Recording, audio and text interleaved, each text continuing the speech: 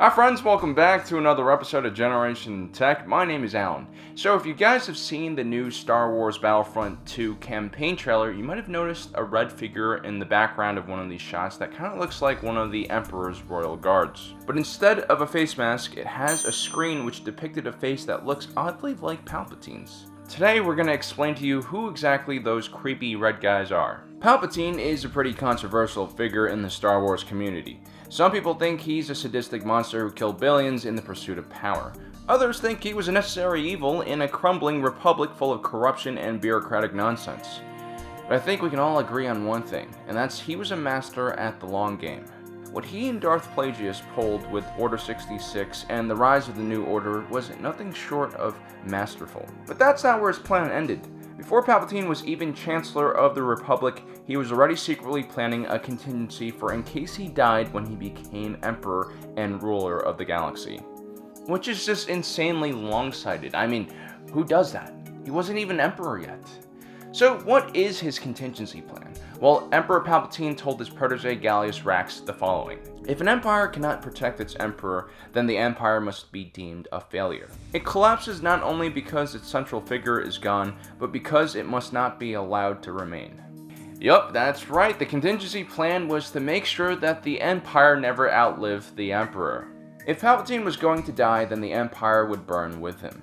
Prior to 20 BBY Supreme Chancellor, Palpatine had commissioned several droids known as the Sentinels. They were very humanoid in shape, and their bodies were quite similar to the B-1 battle droids employed by the Trade Federation, although their skeletal frames were usually covered in a red leather robe, similar to those worn by the Royal Guards. Their heads were made into a helmet shape which had a large glass surface, which could be used to display a lifelike image of the Emperor.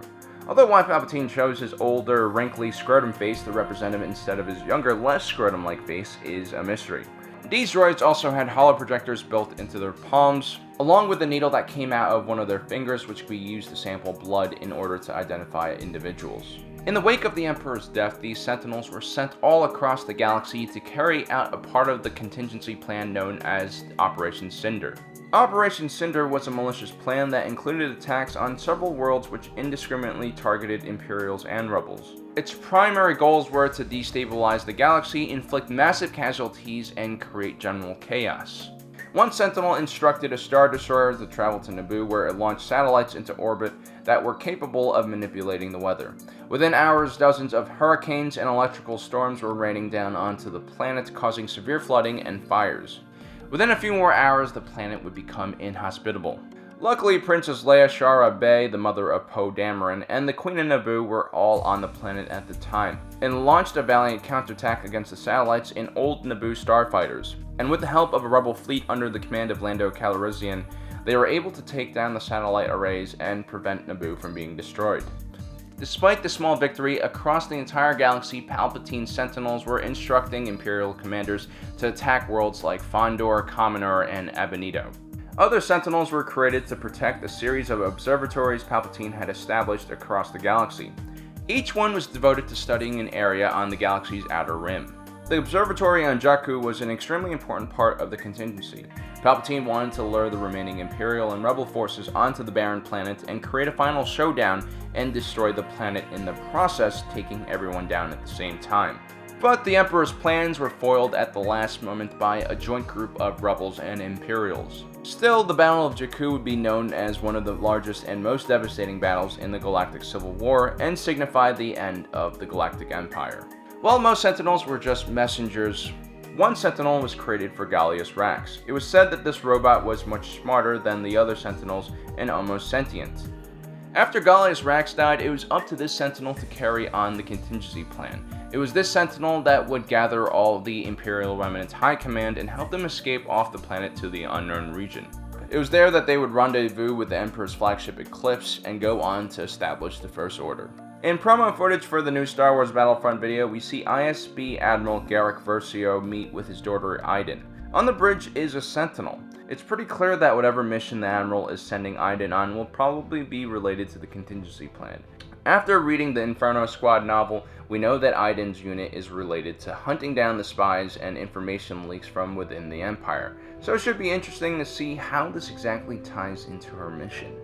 On a side note, there was another group of Sentinels before these were canonized.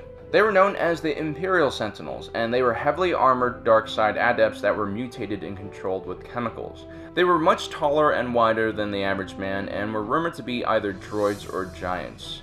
They primarily used vibro axes to get their work done, although they also employed ranged weapons like blasters as well. These Sentinels were used as bodyguards for high-ranking members of the Empire.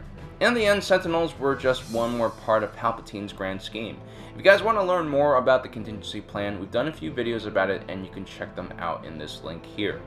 Also guys, if you want to read more about the contingency plan, here are some books that I recommend you read. I'll also link them down in the description below for you.